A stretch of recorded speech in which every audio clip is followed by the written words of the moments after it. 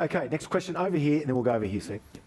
Hi panel. A question for both Peter and John. As recently as 2021, it seemed that the number one global conflict emerging beyond our shores was the Taliban reclaiming of Afghanistan, and it seems like it's completely gone beyond the wayside now. I understand, so to speak, we have bigger fish to fry. But is it the case that we've just abandoned Afghanistan in this instance, and is that the right move? John. It is the case we have abandoned Afghanistan, and if we had been smart, we never would have gone in there in the beginning, and once we went in there, we would have gotten out of there quickly. And the fact that it took us 20 years to get out is because most Americans, or Westerners like Peter, believe that we should manage the world. 笑死，美国当然可以选择管和不管，在心情好的时候管一管，自己绷不住了的时候就不想管了。但澳大利亚这种小弟，当然希望爸爸管一管呀。And many people of Peter's persuasion believe we should still be there. In fact, if we had our way back in the 1970s when Vietnam was collapsing and listened to the people in Washington who were running the government at the time, we'd still be in Vietnam.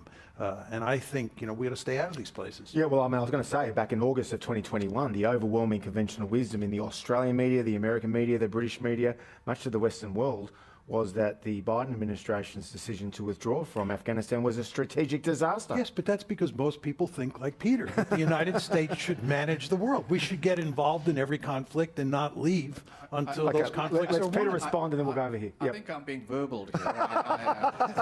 I actually don't think the United States should have stayed on in Afghanistan for a long period of time. I mean, the reality is that the weight of US interests in Afghanistan didn't require it to maintain the strategic presence that it did. And Afghanistan is one of the many lessons of an overreaction in the light of 9/11. And one of the mistaken assumptions, and this is evident as much in Iraq as it was in Afghanistan, is that in order to deal with a terrorism threat, you have to remake a country, and that the United States should be the one doing the remaking. Now, much as I have argued the case for American responsibility for a whole lot of things, I think it is fundamentally mistaken to go down the path of remaking a country in pursuit of a counter-terrorism objective. Next question. Yeah, at a talk you did a couple of years ago in Sydney, I think you mentioned that great powers will make Australia choose between one side or the other.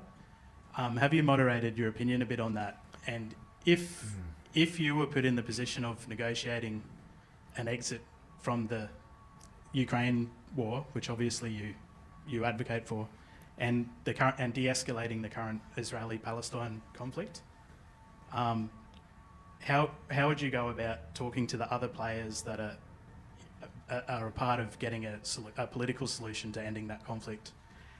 I think with regard to Australia, as I said back in 2019, they would opt in the end to ally with the United States. In 2019, it didn't look like China was that serious a threat. People were beginning to see China as a threat in 2019, but it's not the same as 2023. And I think a lot of people thought that Australia had real flexibility. You didn't, because security always trumps prosperity, and you would go with Uncle Sam. I would just add to the question that was asked over here, Australians don't have to worry about the United States abandoning them, because it's in our interest to protect Australia, right? We don't do it because we're benevolent. We believe it's in our interest, and we will be there for you.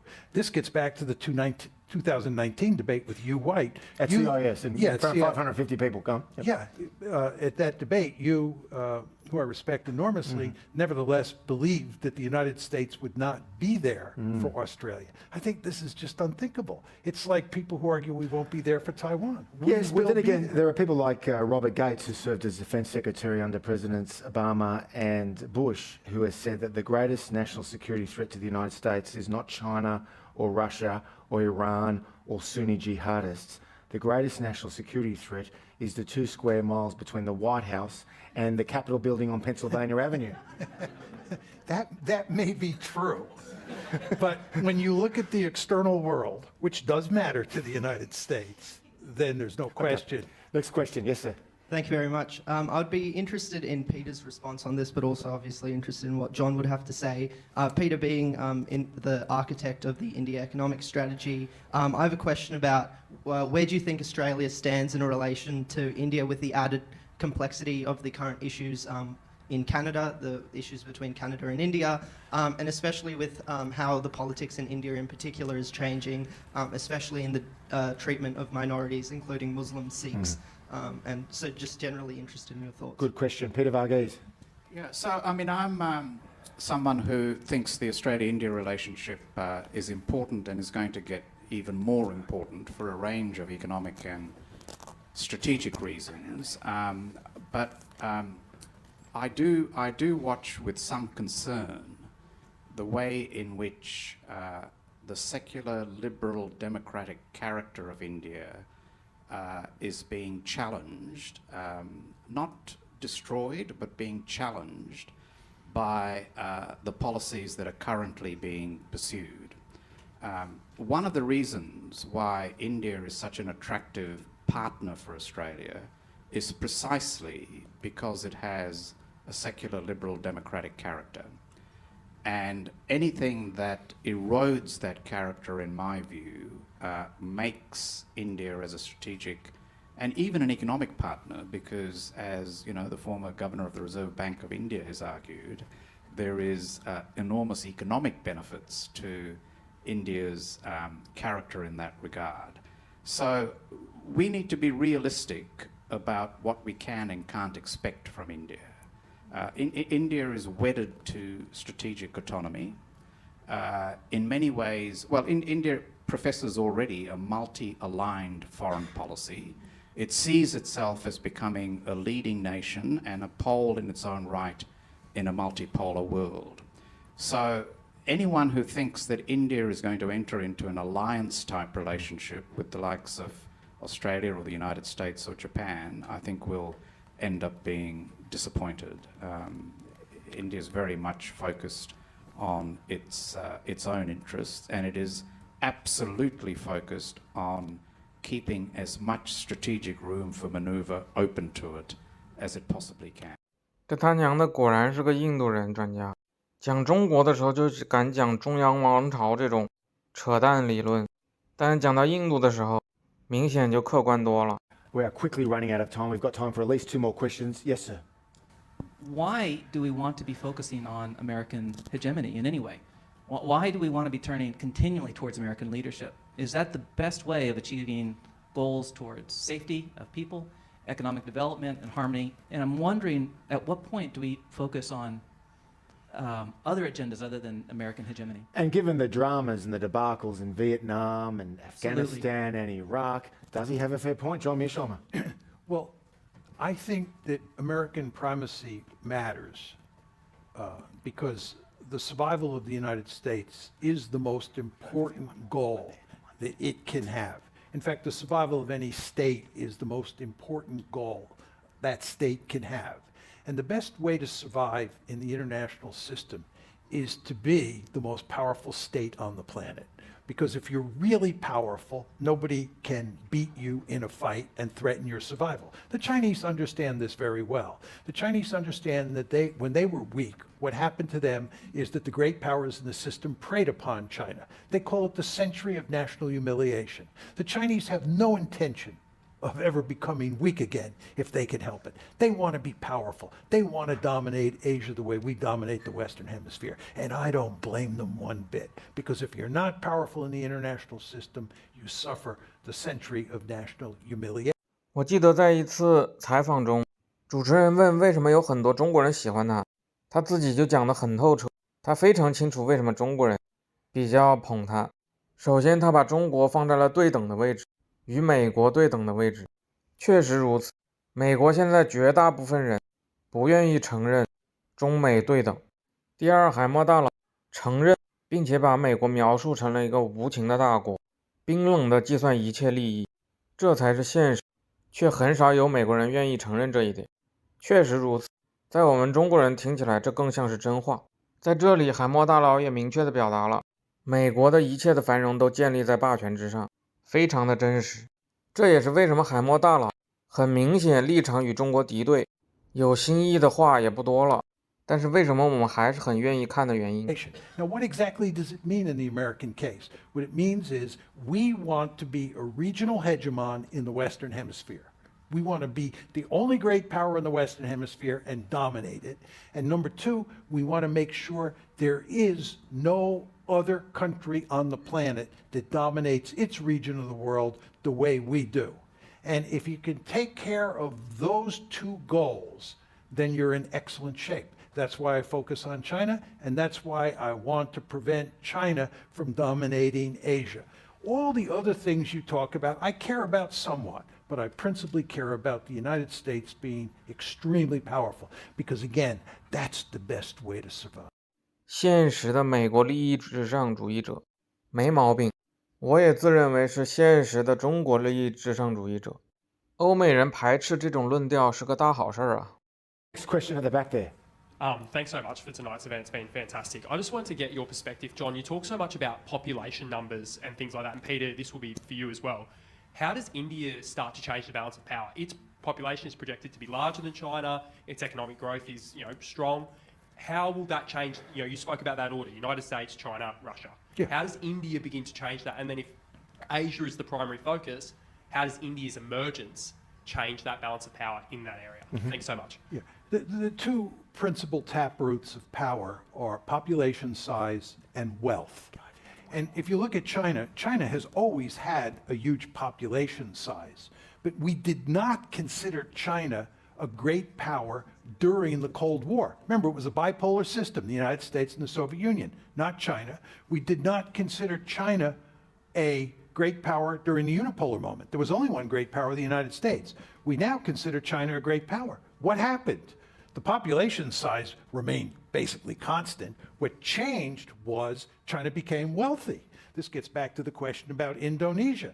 Indonesia is not a wealthy country the way that China is today or the way that the United States is. If Indonesia all of a sudden turns into a new China and it gets very wealthy, you Australians will worry greatly about Indonesia because according to my calculations, there are about 10 Indonesians for every Australian, more, I think. if not more, and they're right next door, but they're not wealthy, and that's good for you. 吓死了！这么直白的说，你的邻国富裕了，对你并不是好事。因为在资本主义的情况下，地球必然是一个金字塔，大家都不可能共同富裕。你富裕了，必然有上层的掉下来，那么就有可能是澳大利亚，之后甚至有可能被富裕的邻国所影响，甚至是吞并。其实把海默大佬所谓的财富说的还是比较隐晦了。这里用金灿荣大佬的概念，工业能力更加直白直观。印度想要上来，除非美国、欧洲或者中国之中爆炸一个，要不然永远没有可能。Right? And that's why it was good for us when China was not wealthy, but we helped make it wealthy. And this gets back to India, just very quickly. India is not wealthy enough to qualify as a great power. If it does get wealthy with that population size, oh boy, it'll probably be the most powerful state on the planet. Peter Varghese, then the last question. Yeah, look, I think India will only shift the balance of power in Asia when it acquires real economic heft. So China is 5 times the size of the Indian economy, and it'll be some time before India has that economic weight. So I think we need to be a bit careful when we talk about a multipolar world, because for the foreseeable future, I think the world we're going to live in is essentially a bipolar world with a multipolar periphery. 印度专家在这里都不敢把印度摆到第3级吗？怎么就这么客观、这么现实了呢？ Unlike John, I don't see Russia as big a strategic player, economic player. I mean, Russia certainly has the power of nuclear weapons. Its economy is relatively small and getting smaller probably by all accounts. Russia is not a strategic shaper. Russia is a strategic spoiler. And I think if we do end up with a third pole in the longer term, there are other candidates who would have much better credentials than Russia. Okay, final question. My question is for Professor Mearsheimer. Is there room for expansion in AUKUS like there was with NATO in Europe? Or will we see NATO come to Asia? Yeah, very good question. If you think about the alliance structure we had in Europe during the Cold War, which was, of course, centered around NATO. NATO was what really mattered. We didn't have bilateral alliances in Europe. We had one alliance that really mattered, which was NATO. And the reason you could do that was because the threat from the Soviet Union was concentrated in Central Europe. And you had all these European countries and the United States and Britain that concentrated their forces on the Central Front. So you had the French, the Germans, the Belgiques, the Dutch, and so forth and so on, the Americans that formed this actually quite cohesive alliance to deal with this threat centered in the heart of Europe. If you look at the problem that the Americans face today, putting together an alliance structure in Asia, it's a very difficult situation because the threats come in distant places like the East China Sea, the South China Sea, Taiwan. You're talking about putting together an alliance structure that includes India and Japan and Australia and the United States. That's the Quad. They're spread out all over God's little green acre, right? Really very different than NATO. So what the alliance structure in Asia looks like today bears no resemblance to NATO.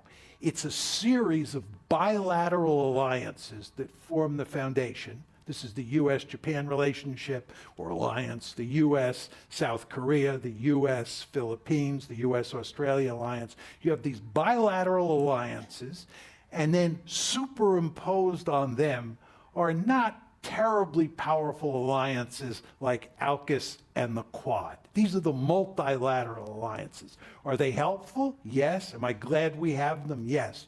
But are they going to save the day the way NATO did in Europe during the Cold War? Absolutely not. 印太四方联盟这个作用不大，倒是和国内的判断差别不大。其实更本质的区别是，欧洲本来就有结盟的历史，欧盟自己组合起来本子底子就够厚，可以和苏联对峙。而在亚洲，没有一个人可以挑大梁。美国想游离在外，自己不下场是不可能的。What you really need are those bilateral alliances with the multilateral alliances on top of them. This is the third trip that John Mearsheimer has made to Australia. When I was at the University of Sydney in 2010, we brought him to Sydney to give a keynote address on why China's rise would not be peaceful. And then in 2019, we at CIS invited John to come to Australia to do a series of events, including a debate against Hugh White in Canberra in front of 550 people. And on my Radio National program, you debated the former Prime Minister Kevin Rudd. And now, 2023, John's been a guest at CIS, both at the Gold Coast last weekend and here in Brisbane. It's great to have you back, John. Thank you so much. I also want to pay tribute to Peter Varghese, an ornament to public service in this country and to foreign affairs. Please join me in thanking John Mearsheimer and Peter Varghese.